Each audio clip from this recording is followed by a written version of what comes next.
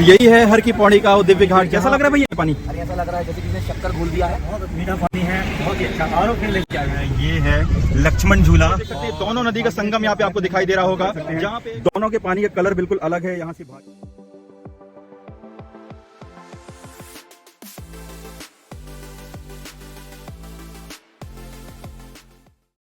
शिव वैसे तो कड़कड़ में इनका वास है, लेकिन हर स्थान पर उसका अलग एहसास है। श्री केदारनाथ कहते हैं यहाँ स्वर्ग से हवा आती है। आइए हम भी चलें इसी दुर्लभ एहसास की अनुभूति की ओर। ओम नमः शिवाय। जबलपुर से अपनी यात्रा शुभारंभ करके हम पहुंच जाते हैं हजरत निजामुद्दीन स्टेशन दिल्ली, और दिल्ली से बाय टैक्सी हम निकल जाते हैं देवभूमि उत्तराखंड की ओर। हर एक सेकेंड, हर एक लम्हा हमें उस अनुभूति की ओर लेकर जा रहा है, और इस एहसास को शब्दों में बयां करना बिल्कुल नामुमकिन है। और जैसे ही हम पहुंचते हैं देवभूमि उत्तराखंड हरिद्वार, मानो यहाँ की हवाओं में ही रोमांच है, यहाँ की हवाओं में ही शक्ति है, भक्ति है। माँ गंगा के दर्शन के लिए हम इतने ललायत थे कि बगैर देरी किए हम पहुंच जाते हैं हर की पौड़ी माँ गंगा के द्वार। और आइए दर्शन करते हैं माता गंगा के। तो बोलिए हर हर गंगे।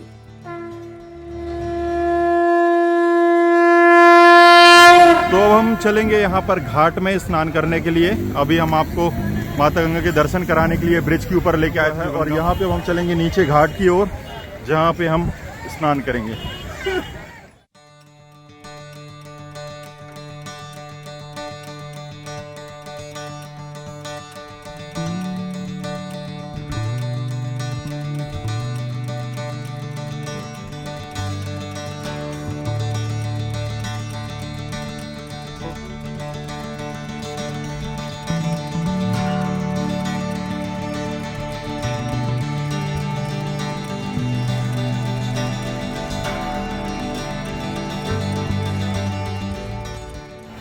तो यही है हर की पौड़ी का वो दिव्य घाट, जहाँ पे श्रद्धालु देखिए कितनी भारी मात्रा में स्नान कर रहे हैं। और इस ब्रिज में अभी हमने आपको दिखाया था यहाँ से, और यहाँ पर अभी हम दर्शन करने वाले हैं, आपको भी दर्शन करा रहे हैं हमारे चैनल के माध्यम से।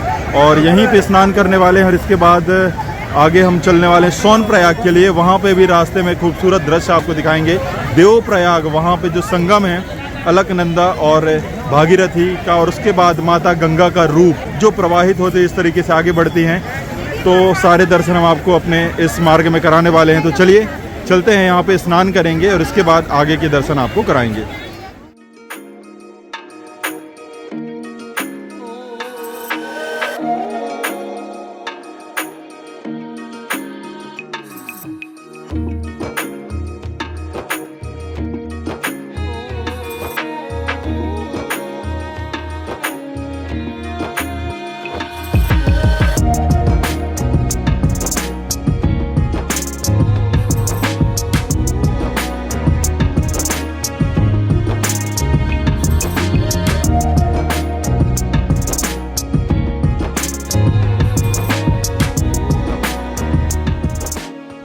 यहाँ पहाड़ियों की एक खासियत है कि यहाँ पे इस तरीके के आपको नेचुरल झरने देखने को मिलेंगे, जो कि मिनरल से भरे हुए होते हैं। देखिए ये पानी अंदर से आ रहा है, ऊपर से कोई धार आपको दिखाई नहीं देगी।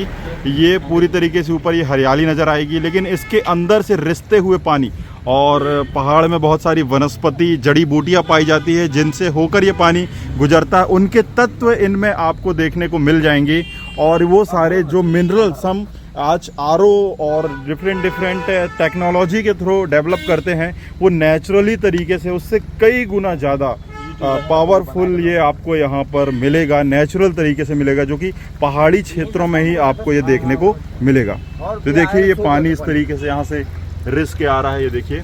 और ये अपना इंडियन देसी जुगाड़ यहाँ पे लगाया गया है, बॉटल को लगा दिया गया है, जिससे इस तरीके से एक वॉल्व का काम कर रहा है। यहाँ पे आप बॉटल भर सकते हैं, पानी पी सकते हैं, और ऐसे बहुत सारे झरने अभी आपको रास्ते में देखने को मिलेंगे, जो हम आपको आगे दिखाएंगे।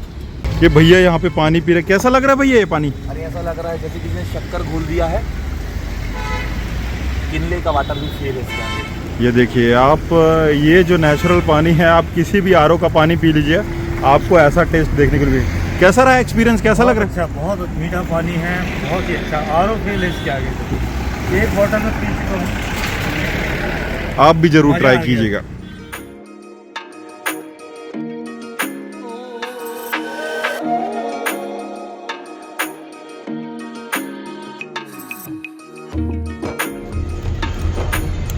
ये ऋषिकेश का नज़ारा आप देखिए। ऊपर ये घाटी से हम शूट कर रहे हैं, जहाँ पे आपको ये दिखाई दे रहा है, ये है लक्ष्मण झूला। और इस तरफ देखें, यहाँ पे झाड़ियों के पीछे, यहाँ से शायद नज़र ना रहा हो, ये राम झूला है। यहाँ से आप केवल नज़ारा देखिए, कितना खूबसूरत ये दिखाई दे रहा है, पहाड़ की वादियों में खूबसूरत नज़ारे।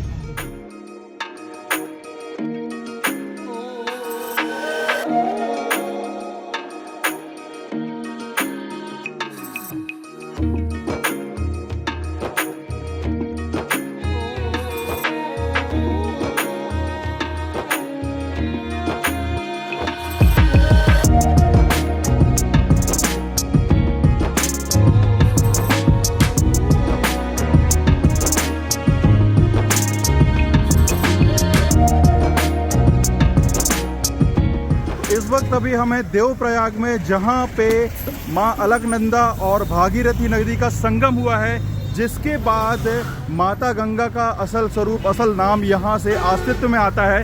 इसके पहले ये दो नदियों के स्वरूप में होती हैं, जहाँ पे एक ओर से अलकनंदा और दूसरी ओर से भागीरथी बहती हुई आती हैं। और इसी स्थान पर देवप्रयाग में दोनों नदियों का संगम होता है और इसके बाद इस नदी का नाम गंगा हो जाता है, जहाँ से गंगा नदी का वास्तविक स्वरूप आपको यहाँ पे देखने को मिलता है। तो देवप्रयाग में हम आपको दर्शन कराने वाले हैं माँ गंगा के, जहाँ पे पंच प्रयागों में सबसे अंतिम और सबसे पवित्र तीर्थ स्थल के रूप में ये संगम जाना जाता है। तो चलिए आपको दर्शन कराएंगे देवप्रयाग के, जहाँ से दो नदियों का संगम आप देख पाएंगे और उसके बाद इस नदी का नाम हो जाता है गंगा।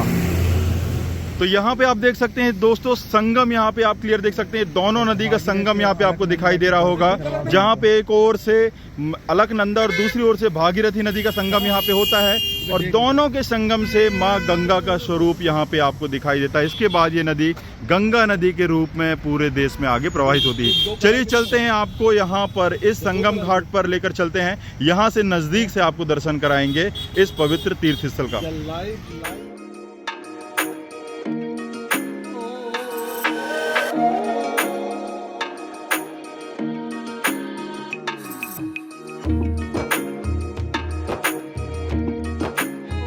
आप देख सकते हैं, जो ऊपर से अभी हमने आपको दृश्य दिखाया था संगम का, बिल्कुल समीप से आप देखिए, यहाँ से भागीरथी नदी आ रही है और यहाँ से इस तरीके से यहाँ से अलकनंदा नदी यहाँ पे प्रवाहित हो रही है और दोनों का संगम आप यहाँ पे देख सकते हैं।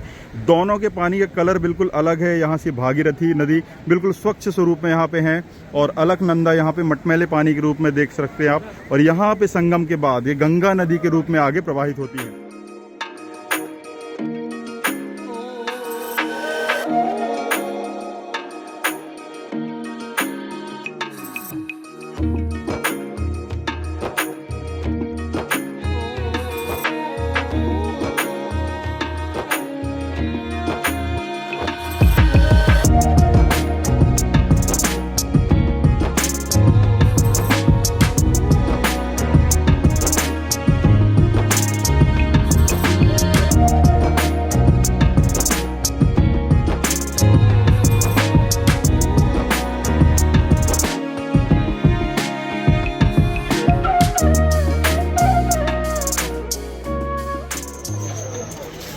कृपया ध्यान दें तीर्थयात्री,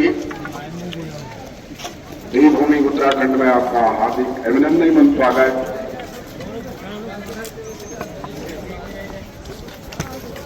ये ध्यान में है कि सारे जिनका रजिस्ट्रेशन होना है सारे लाइन में बन के चलेंगे, सारे यात्री लाइन में चलेंगे, ग्रुप वाइज पूरे ग्रुप लाइन में लगेगा, सभी लाइन में बन के चलेंगे। केदारनाथ में होटल्स की अगर बात करें तो आप टेंपल के जितना करीब जाते जाएंगे आपको होटल के रेट उतने ही ज़्यादा मिलते जाएंगे। जैसे अभी हम यहाँ पे सोनप्रयाग पर खड़े हैं तो सोनप्रयाग में आपको किफ़ायती होटल मिल जाएंगे इससे भी कम बजट में अगर आपको चाहिए तो सोनप्रयाग से 2 किलोमीटर पहले सीतापुर में आप होटल ले सकते हैं। वहाँ पे और भी कम रेट में आपको होटल मिल जाएगी, खाने पीने की सुविधा मिल जाएगी। फिर और आगे यहाँ पर आप आएंगे सोनप्रयाग में, थोड़ा सा आपको ज़्यादा रेट पे करना पड़ेगा और सोनप्रयाग से आपको आगे टैक्सी से गौरीकुंड तक जाना पड़ेगा, जहाँ से एक्चुअल ट्रैकिंग स्टार्ट होती है।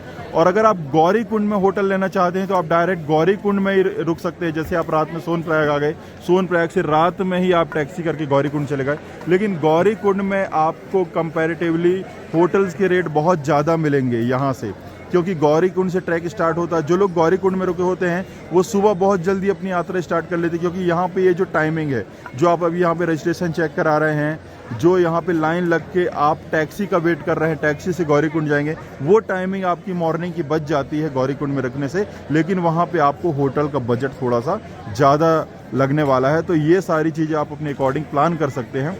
और अगर आप सोनप्रयाग पे रुकते हैं तो यहाँ से आपको लगभग 1 से 1.5 घंटे का एक्स्ट्रा टाइम आपको लग सकता है। और अगर ज़्यादा रस रहा हुआ तो कभी कभी 3 से 4 घंटे भी एक्स्ट्रा लग जाते हैं। तो ये सारा आपको अपने बजट के अकॉर्डिंग प्लान करना है, क्योंकि ये उतना मैटर नहीं करता। आप सुबह थोड़ा सा जल्दी उठेंगे तो ये सारी चीज़ें भी मैनेज हो जाएंगी, लेकिन उसके अगेंस्ट आपको यहाँ पे काफ़ी किफ़ायती दामों में होटल मिल जाएंगे। उसके बाद अगर आप मंदिर पहुंचने के बाद मंदिर में होटल बुक करना चाहते हैं तो उसके लिए ऑलरेडी हमने वीडियो बना रखा है, उसे आप देख सकते हैं। ऑनलाइन आप GMVN की वेबसाइट से बुक कर सकते हैं। वहां पहुंचकर भी आपको होटल्स, तंबू, टेंट मिल जाएंगे, लेकिन वहाँ पे रेट बहुत ज़्यादा हाइक होते हैं, क्योंकि ये सब डिपेंड करता है कि सीज़न में रश क्या चल रहा है मंदिर के पास। और बहुत सारे होटल जो हैं ऑनलाइन फैसिलिटी प्रोवाइड इसलिए नहीं करते हैं, वो ऑफलाइन ही आपको मिलेंगे, जो टेंपल के पास मिलेंगे। कारण ये है कि जब भीड़ जिस तरीके की होगी वहाँ पे, उसके अकॉर्डिंग वो अपना प्राइस सेट करते हैं, इसलिए वो एडवांस में अपनी बुकिंग नहीं करते। कभी कभी अगर ज़्यादा भीड़ हो गया तो एक होटल के पर नाइट के 10,000, 20,000, 30,000 रुपये तक वो चार्ज करते हैं। तो ये जो है सिचुएशन का एक तरीके से एडवांटेज लेने के लिए वो ऑनलाइन फैसिलिटी प्रोवाइड नहीं करते, क्योंकि वहाँ पे तो रूम एक दिन खाली रहना नहीं है। तो ऑनलाइन बुक करा के, एडवांस बुक करा के उनको कोई फ़ायदा नहीं है। वो offline he on the spot आपको रूम सर्विस प्रोवाइड कराएंगे।